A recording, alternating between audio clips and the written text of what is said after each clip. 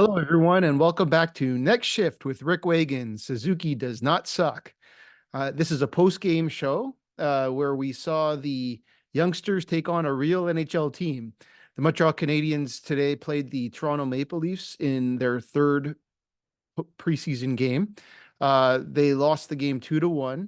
Uh, the Montreal Canadiens fielded, I would call it a B minus team. It was probably a C team, if you want to call it that, but they had Lane Hudson out there. So from that perspective, that makes it a B minus. The highlight or the star of the game for the Montreal Canadiens was Jacob Dobish, the goaltender who played 50 plus games in the AHL last year. He was a standout, standing on his head for the first period. It looked like the youngsters, basically the Montreal Canadiens didn't play anyone from their first line. They played one person, Newhook, from their second line. And then there was a few other players on the second from the third and fourth lines and the extras where you had Pizzetta and Dvorak and Roy and Armia out there. But in general, they played a lot of their youngsters and gave them some shots. Uh, I still like the way Kapanen played. I actually like the way that Kidney played today. Engstrom had a good game, but then he made a pretty bad mistake that gave up a goal to Nick Robertson. Um, the Leafs had a couple of injuries that of note. Nylander kind of hit his head on I think it was Dvorak's knee after kind of getting pushed by a stick by his own team. It was kind of an awkward play there.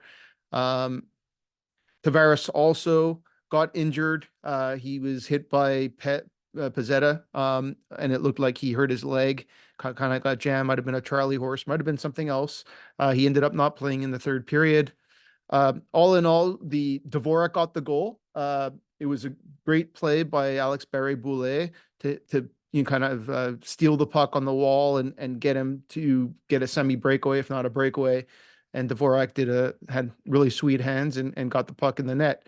As I mentioned about Dvorak, he has a really high shooting percentage. He doesn't get a lot of opportunities, but he does have the knack to put the puck in the net.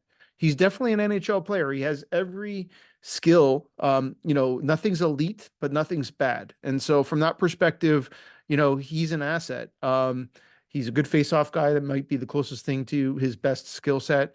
Gets the puck in the net, has a 10+% shooting percentage, which means he gets the puck in the net when he does get his opportunities.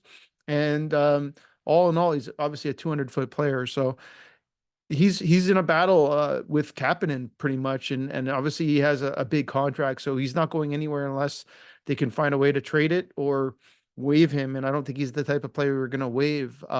He does bring value. So all in all, it was a good game for the Canadiens. They lost 2-1, so they finally gave up a goal, actually two. There was a bit of a misplay, I guess, by Struble on the penalty kill where we kind of left Tavares completely open. It was kind of a mixture of Struble and Reinbacher. But all in all, the Canadiens did a good job, fending off an elite team, really. Most of their players are there. The only major player that wasn't there was Matthews.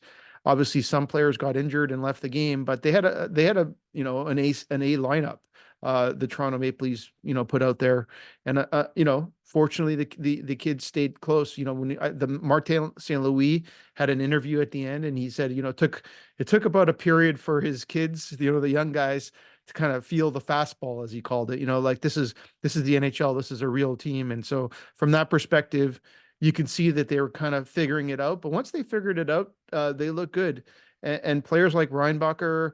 Players like obviously the veterans like Struble, Barron, and Jack did well.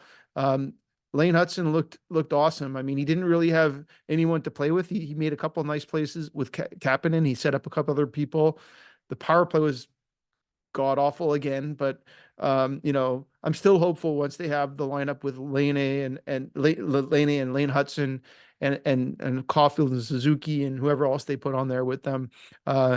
It hopefully will get better. So not too worried yet about the power play, but all in all, it was a good exhibition preseason game with fringe players from the Montreal Canadiens trying to battle for a spot. Pizzetta had a good game too. I thought he's showing why he belongs in the NHL for what he does. He has a solid shot. He hits people all over the ice and fights if he has to, and brings the character you need. So all in all, it was a good preseason game. The Canadiens play the Leafs in a couple of days. That's it. I mean, again, Jacob Dobish was the star. I mean, what I saw that is if the Montreal Canadiens get an injury in goal, I'm not too worried about Jacob Dobish coming in.